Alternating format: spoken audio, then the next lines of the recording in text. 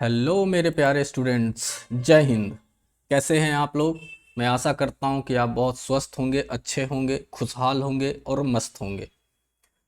आज हम पढ़ने जा रहे हैं एक ऐसी कविता जिसमें प्यार भी है, भावना भी है और थोड़ा सा मजाक में मरना भी है। बस 4 से 5 मिनट आप वीडियो में बने रहें। आपको इस कविता का फर्स्ट स्टेंजा मैं इस वीडियो में बताऊंगा। इस पार्ट 2 में, पार्ट 1 में मैंने अबाउट जॉन डन यानी जो इसके पोएट हैं उसके बारे में मैंने बात की थी। तो जिन्होंने अगर जो नहीं देखा है पार्ट 1 लेक्चर 1, वो लेक्चर 1 का वीडियो यूट्यूब से देख सकते हैं। उसमें इस पोएम के पोएट जॉन डन के बारे में बताया गया है कि जॉन डन के बारे में एवरीथिंग उसमें डिस्क्राइब किया गया है। आज हम पढ़ रहे हैं इस सेकंड लेक्चर में स्टेंजा 1 इस पोएम का। ठीक है, तो स्टेंजा 1 इस पोएम का क्या है, चलिए हम लोग स्टार्ट करते हैं। सबसे पहले हम बात करते हैं कि पोएम का नाम क्या है। तो पोएम का नाम आप सबको पता है कि क्या है, sweetest love I do not go. Poet कौन है इसके? John Donne. ये स्टेंजा 1 है इस पोएम का। क्लास 12th की इंग्लिश पोएट्री है। अब पोएम अबाउट, ये जो पोएम है किस बेसिस के ऊपर है, यानी एक टाइटल छोटा सा देना चाहे इस पोएम का। देखिए ये ऑब्जेक्टिव में पूछता है कि इस पोएम का जो टाइटल होगा वो क्या होगा। तो ऑप्शन में कहीं भी दिख जाए ट्रू लव एंड सेपरेशन, मतलब एक सच्ची प्यार पे आधारित पोएम है और सेपरेशन का मतलब इसमें जुदाई भी है। तो इस दोनों के बारे में हम लोग बात करने वाले हैं यहाँ पे। तो चलिए नेक्स्ट स्लाइड में हम लोग चलते हैं। देखिए कविता का नाम तो आप लोग को पता है, sweetest love I do not go, और इसे लिखा है हमारे जॉन डन साहब ने। अब जरा सोचो नाम में कितना मिठास है, स्वीटेस्ट लव यानी सबसे प्यारा प्यार। चलो अब सुनते हैं पहला स्टेंजा। पहला स्टेंजा की पहली लाइन है हमारा, sweetest love I do not go. मैंने वर्ड मीनिंग भी यहाँ पे लिख दिया, आप लोग को कोई प्रॉब्लम नहीं होगा। नोटबुक जरूर लेके बैठे हैं आप लोग, अब वर्ड मीनिंग नोट करें। देखिए स्वीटेस्ट लव का मतलब होता है सबसे प्यारे, और गोय का मतलब होता है जाना। सब लोग समझते होंगे जी ओ गो, गो का मतलब क्या होता है? जाना, सॉरी जाना। ठीक है, लेकिन यहाँ पे पोयम में जी ओ ई यूज किया है, इस गोय का मतलब क्या होगा? जाना। ठीक है, तो हम लोग अब बात करते हैं यहाँ पे इस गोय की, इसमें है इसका मतलब जाना। इसका मतलब समझ रहे हो, स्वीटेस्ट लव यानी मेरे सबसे प्यारे प्यार, मैं तुमसे दूर नहीं जा रहा हूं मेरे सबसे प्यारे। प्यारे का मतलब अपनी प्रेमिका के बारे में जॉन डन साहब बोल रहे हैं, अपनी प्रेमिका के बारे में जॉन डन साहब बोल रहे हैं, मैं तुमसे दूर नहीं जा रहा हूं।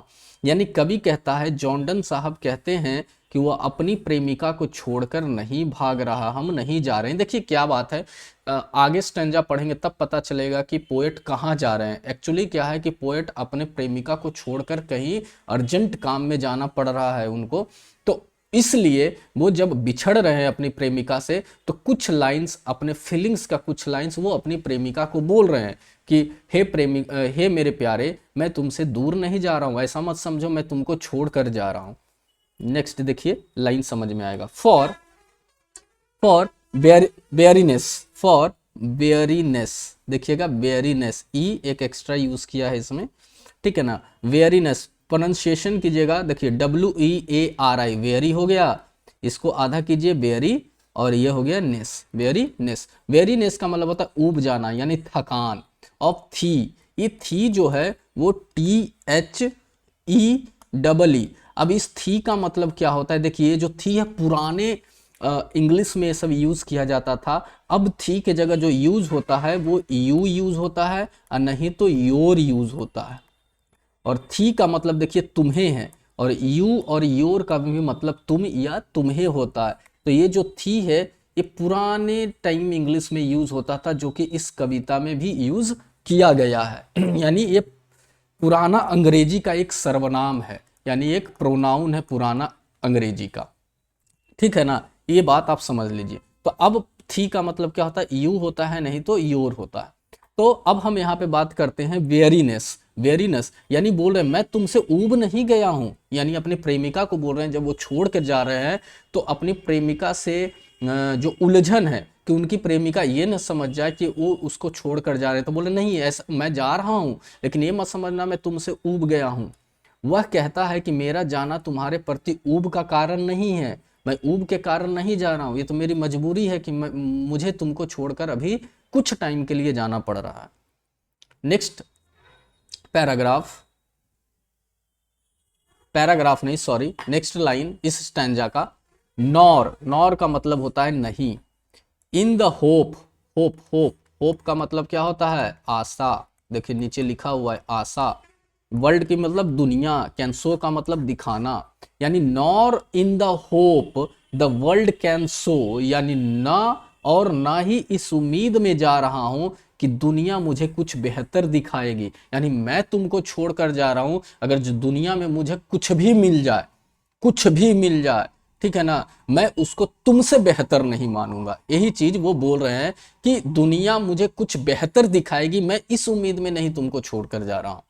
Next, a fitter love for me, यहां मी है, मी डब्ल्यू सॉरी एम ई मी, ठीक है ना, फिटर का मतलब होता है बेहतर, और लव, लव का मतलब तो समझ ही रहे हो प्रेम, और मी का मतलब होता है मेरा यानी स्वयं, मैं, ठीक है ना, तो कि मुझे कोई और तुमसे अच्छा प्रेम मिल सके, मैं तुमको छोड़कर नहीं जा रहा हूं कि मुझे तुमसे कोई अच्छा प्रेम मिल सके, वह अपनी प्रेयसी, प्रेयसी का मतलब प्रेमिका को भरोसा दिलाता है कि वह किसी और के लिए नहीं जा रहा है। सोचो भाई, ठीक है ना, यानी कि इसका मतलब है कि बोल रहे हैं, अब बताओ एक बात कि ऐसा प्यार तो आजकल रील्स में भी नहीं मिलता है जितना अच्छा प्यार इनका मिला है यहाँ पे, यानी जॉन डन साहब कह रहे हैं मैं जा रहा हूं लेकिन दिल में तुम ही बसी हो। वाह भाई क्या बात है, प्यार हो तो फिर ऐसा हो, नहीं तो फिर प्यार हो ही नहीं, ठीक है ना। आज प्यार तो टाइम पास बन गया है, प्यार को मजाक बना के रख दिया है लोगों ने।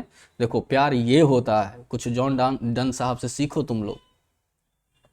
बट लेकिन since date I must die, die die देखिए डी वाई डाई, यहाँ डाई होता है, डाई एट लास्ट, टिस, देखो टिस का मतलब इट इज, टिस का मतलब यहाँ पे इट इज होगा बेस्ट, यानी मस्ट का मतलब होता है अवश्य, डाई, डाई का मतलब मरना, देखो डी आई ई यूज हम लोग करते हैं, डाई का मतलब मरना, यहाँ डी वाई ई यूज किया गया, गलत नहीं है, मैंने क्या बोला, ये सब पुरानी अंग्रेजी में यूज होता था पहले सेंटेंस, वही यहाँ पर लिख दिया गया है, क्योंकि जॉन डन साहब ये सब बहुत पहले के पोएट हैं।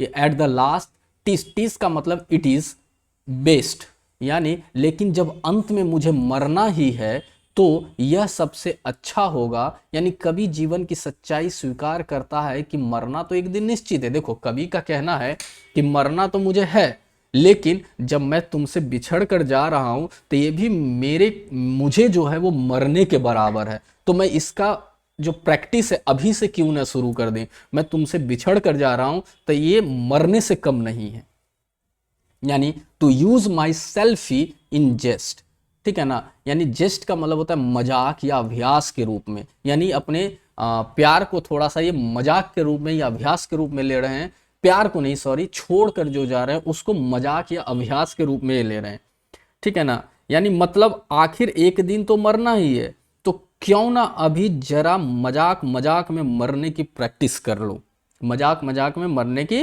प्रैक्टिस कर लो। अरे भाई प्यार में लोग जान देने की बात करते हैं, लेकिन हमारे डन साहब को देखो, रोज थोड़ी थोड़ी मौत मरने की रिहर्सल कर रहे हैं, कि मैं थोड़ी थोड़ी मरने की रिहर्सल करता हूं क्योंकि मैं तुमको छोड़कर जा रहा हूं, ठीक है ना, यानी एक कविता जो है असल में एक प्यारा सा फेयरवेल, फेयरवेल है, जुदाई भी इसमें है, मजाक भी है और सच्चा प्यार भी है, ठीक है ना।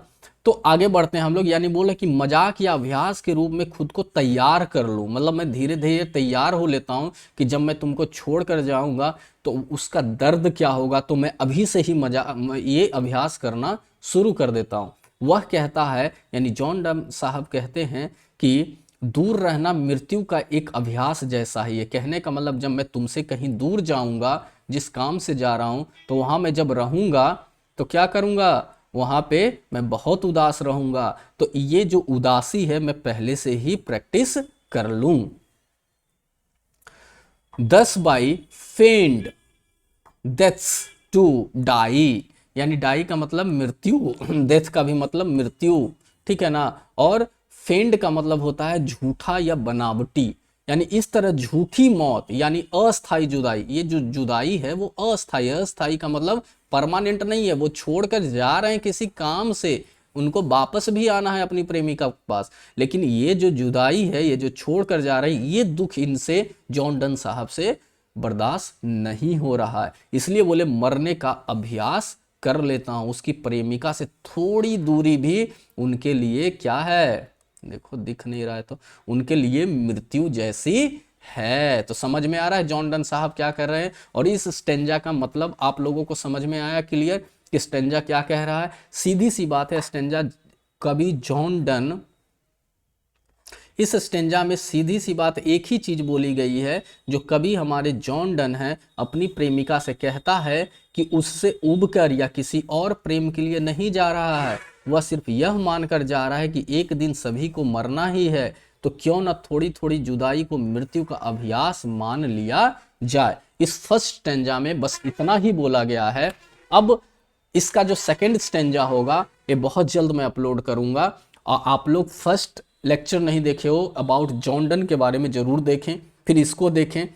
तो मैं बता रहा हूँ पोएम में इतना मजा अच्छा से एकदम तरीके से समझा दूंगा कि आप लोग को कोई प्रॉब्लम नहीं होगी। और जब पोएम खत्म होगा उसके बाद मैं एमसीक्यू क्वेश्चंस जो एग्जाम्स में पूछे जाते हैं एमसीक्यू क्वेश्चंस करवाऊंगा, फिर करवाऊंगा। देखते हो कुछ पोएट के लाइन्स आते हैं लिखने के लिए, तो जब बार बार मैं पढ़ाऊंगा तो उसमें भी आपको प्रॉब्लम नहीं होगी। फिर क्वेश्चन आंसर जो इंपॉर्टेंट क्वेश्चन आंसर है वो करवाऊंगा।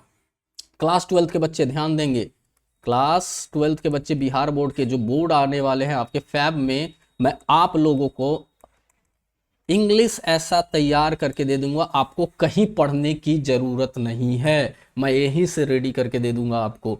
आपको जो भी 2 या 3 महीने बच रहे हैं बस इंग्लिश के लिए मेरे पास बने रहें, ठीक है। आपको इंग्लिश के लिए टेंशन नहीं लेना है। जैसे ही कुछ चैप्टर्स खत्म होंगे कुछ ग्रामर भी मैं आपको कराऊंगा। ग्रामर करवाने के बाद मैं आपका प्रैक्टिस सेशन करवाऊंगा। प्रैक्टिस सेशन से आपको इतना भर कर दूंगा कि आपके इंग्लिश में कोई प्रॉब्लम नहीं होगी। आपको कोई भी टीचर से पढ़ने की ज़रूरत नहीं, कोई भी बुक पढ़ने की ज़रूरत नहीं। जितना मैं करवा रहा हूँ बस उतना आप कर लो, जैसे जैसे करवा रहा हूँ बस मेरी बात यहाँ पे बच्चों मान लो, नहीं तो फिर पछताओगे, ठीक है। तो चलो अगर आपको ये स्टैंजा मज़ेदार लगा हो तो वीडियो को लाइक ज़रूर करें, कमेंट करें डन साहब जिंदाबाद। क्या आपको कमेंट करना है? डन साहब जिंदा, डन साहब जिंदाबाद। क्या आपको कमेंट करना है? डन साहब जिंदाबाद, ठीक है। तो ये जरूर कमेंट करें डन साहब जिंदाबाद। और अगले पार्ट के लिए सब्सक्राइब करना मत भूलें, क्योंकि अगला पार्ट भी मैं लेके आऊँगा। तो सब्सक्राइब करिएगा तो वो मेरी एनर्जी को बढ़ाता है, क्योंकि जब तक आप लोग सब्सक्राइब नहीं करिएगा, मुझे गुरु दक्षिणा नहीं दीजिएगा सब्सक्राइब के रूप में, तो फिर आप लोग का भी भला अच्छा से नहीं होगा। इसलिए गुरु दक्षिणा के रूप में सब्सक्राइब जरूर करें इस वीडियो को। चलिए फिर मिलते हैं हम लोग अब अपने नेक्स्ट वीडियोज़ में। तब तक के लिए आप एकदम बिल्कुल खुश रहे, मुस्कुराते रहे, मस्त रहे, आबाद रहे। चलिए, जय हिंद, जय भारत।